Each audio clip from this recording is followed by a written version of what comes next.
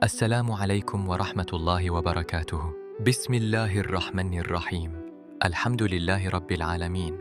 Wassalatu wassalamu ala sayyidina Muhammad wa ala alihi wa sahbihi ajma'in. Amma ba'du.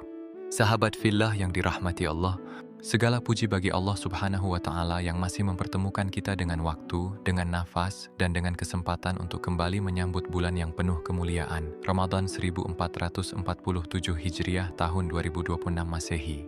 Betapa banyak orang yang tahun lalu masih bersama kita, namun kini telah kembali kepada Allah Subhanahu wa Ta'ala. Maka jika hari ini kita masih diberi umur untuk menyambut Ramadan, itu bukan sekadar rutinitas tahunan, itu adalah panggilan cinta dari Allah. Rasulullah Shallallahu Alaihi Wasallam bersabda, telah datang kepada kalian bulan Ramadan, bulan yang diberkahi. Allah mewajibkan atas kalian berpuasa di dalamnya, dibukakan pintu-pintu surga, ditutup pintu-pintu neraka, dan setan-setan dibelenggu. Hadis riwayat Ahmad dan An-Nasai. Adapun yang pertama, apa itu Ramadan?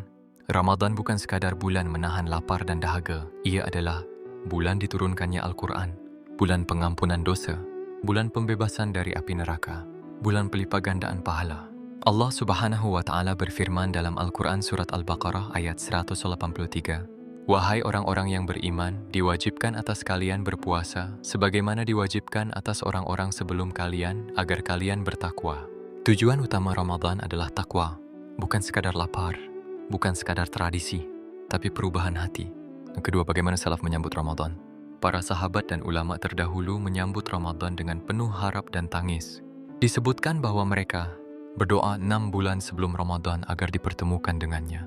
Berdoa 6 bulan setelahnya agar amal mereka diterima. Mereka tidak khawatir apakah makanan cukup. Mereka khawatir apakah amal mereka diterima.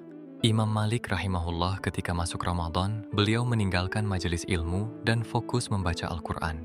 Ini pertanda suatu penghormatan khusus kepada bulan suci Ramadan.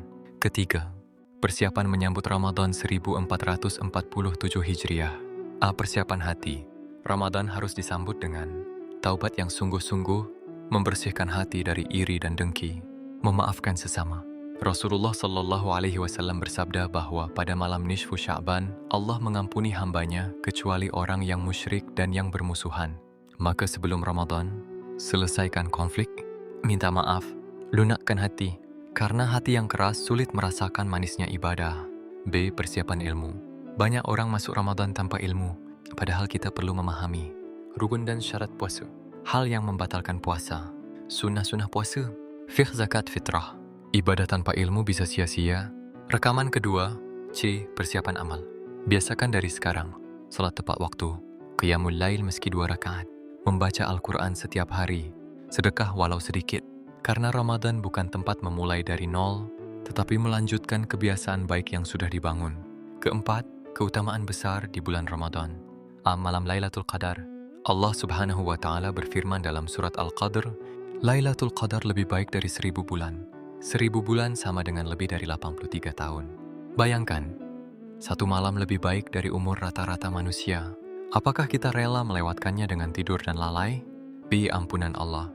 Rasulullah Shallallahu Alaihi Wasallam bersabda, barang siapa berpuasa Ramadan karena iman dan mengharap pahala, diampuni dosa-dosanya yang telah lalu. Hadits riwayat Bukhari dan Muslim. Ramadan adalah kesempatan menghapus masa lalu. C. Doa mustajab. Orang yang berpuasa memiliki doa yang tidak tertolak, terutama saat berbuka. Maka jangan hanya sibuk dengan menu buka puasa. Sibuklah dengan doa sebelum azan maghrib. 5. Kesalahan umum saat Ramadan. Agar Ramadan 1447 Hijriah lebih berkualitas, maka hindari puasa tapi meninggalkan sholat, sibuk takjil tapi lalai zikir, begadang tanpa manfaat, media sosial berlebihan, gibah dan marah.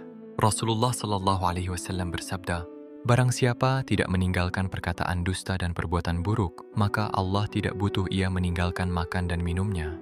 Hadits riwayat Bukhari. Puasa bukan hanya menahan lapar, tapi menahan lisan dan hati. Keenam, target Ramadan 1447 Hijriah. Sahabat fillah, mari kita buat target pribadi. Khatam Al-Quran minimal 1 kali, salat tarawih penuh, sedekah rutin, berbanyak istighfar, perbaiki hubungan keluarga. Jangan biarkan Ramadan berlalu tanpa perubahan. Ketujuh, Ramadan ini bisa jadi Ramadan terakhir. Kita tidak tahu apakah Ramadan 1447 Hijriah adalah yang terakhir. Setiap Ramadan adalah kesempatan. Jika ini yang terakhir, sudahkah kita bertaubat? Sudahkah kita memaafkan? Sudahkah kita memperbaiki salat? Jangan sampai Ramadan datang sebagai tamu dan pergi membawa catatan kelalaian kita. Doa menyambut Ramadan. Allahumma ballighna Ramadan. Allahumma sallimna li Ramadan. Wa sallim Ramadana lana.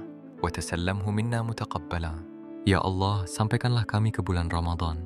Selamatkanlah kami untuk Ramadan. Selamatkan Ramadan untuk kami. Dan terimalah ia dari kami. Sahabat fillah yang dirahmati Allah, Ramadan bukan sekadar bulan ibadah. Ia adalah bulan perubahan. Bulan kembali kepada Allah. Bulan memperbaiki diri. Mari kita sambut Ramadan 1447 Hijriah dengan hati yang bersih, niat yang tulus, semangat yang tinggi. Semoga Allah mempertemukan kita dengan Ramadan dalam keadaan sehat, iman yang kuat, dan hati yang siap berubah. Amin. Wassalamualaikum warahmatullahi wabarakatuh.